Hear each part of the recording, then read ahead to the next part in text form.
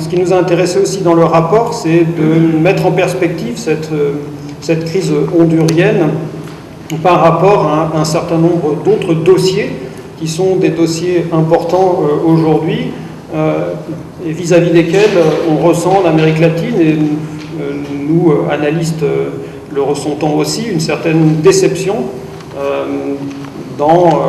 par rapport aux espoirs sans doute démesurés qui avaient surgi pendant la campagne électorale de Barack Obama l'année dernière. Évidemment, à partir du moment où les attentes sont à ce point élevées, il ne faut pas s'étonner que des déceptions arrivent assez rapidement. Hein. Et je regarde dans l'introduction du rapport un certain nombre de problèmes. J'ai mis ici un certain nombre de malentendus ou de relatives déceptions, notamment deux dossiers importants, en dehors du dossier hondurien que je viens d'évoquer, qui est le dossier cubain, qui est un dossier quand même qui est assez intéressant. Il s'est passé pas mal de choses en 2009. Il y a un papier écrit par Marie-Laure Geoffrey dans notre rapport. Je l'évoque aussi dans l'introduction, puisqu'on a commencé l'année de façon extrêmement intéressante et prometteuse, entre guillemets, avec une espèce d'effet d'annonce de Barack Obama quelques temps avant le sommet des Amériques, où il a évoqué la possibilité de suspendre les interdictions de voyager et d'envoi de transfert monétaire vers Cuba, ce qui était une annonce particulièrement habile, puisque ça lui a permis d'arriver au sommet de Trinidad et Tobago, disons, d'être très bien accueilli par la communauté latino-américaine. Mais ensuite, pendant le sommet de l'OEA, il y a une résolution qui restera quand même historique, hein, puisque c'est une résolution qui, d'un côté, annule ou déclare l'expulsion de Cuba nulle, mais d'un autre côté, subordonne la pleine réintégration à la volonté disons, des signes qui seraient envoyés par le régime cubain d'évolution vers la démocratie. Donc c'est une résolution qui est assez ambiguë.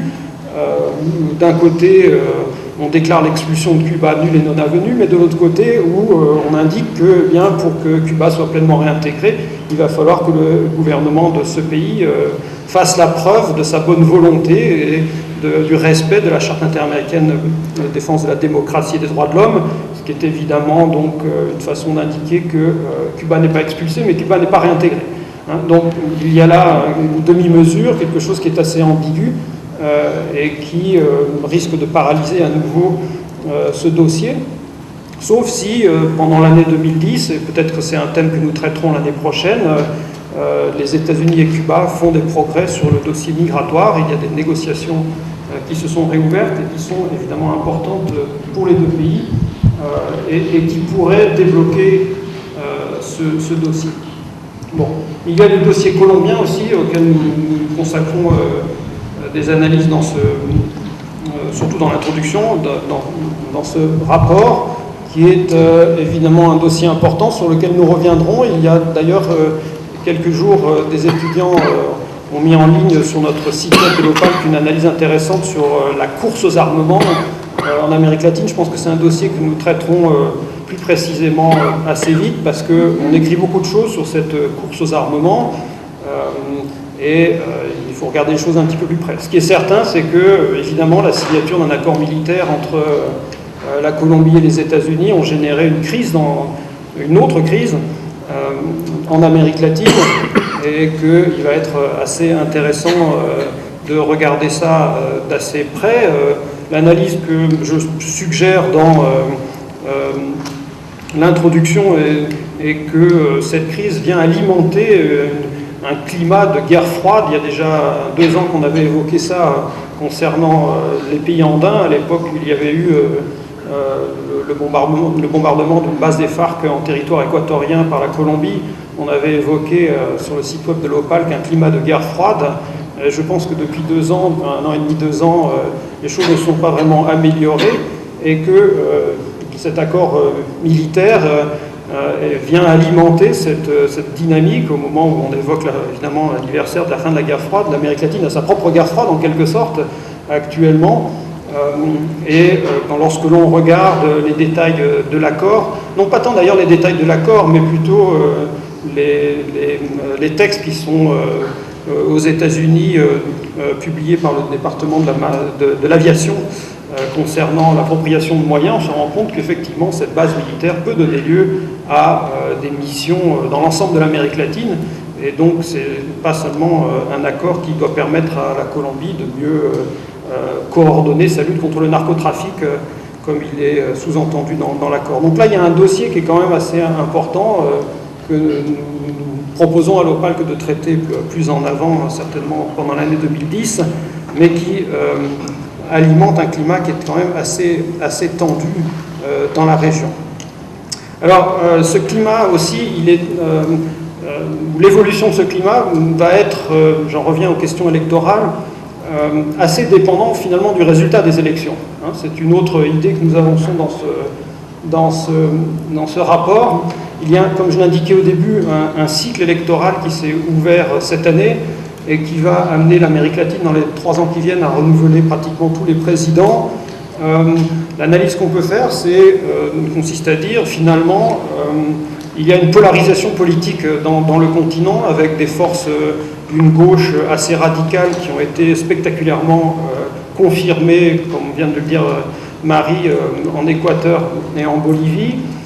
Il va être intéressant de regarder ce qui se passe ailleurs.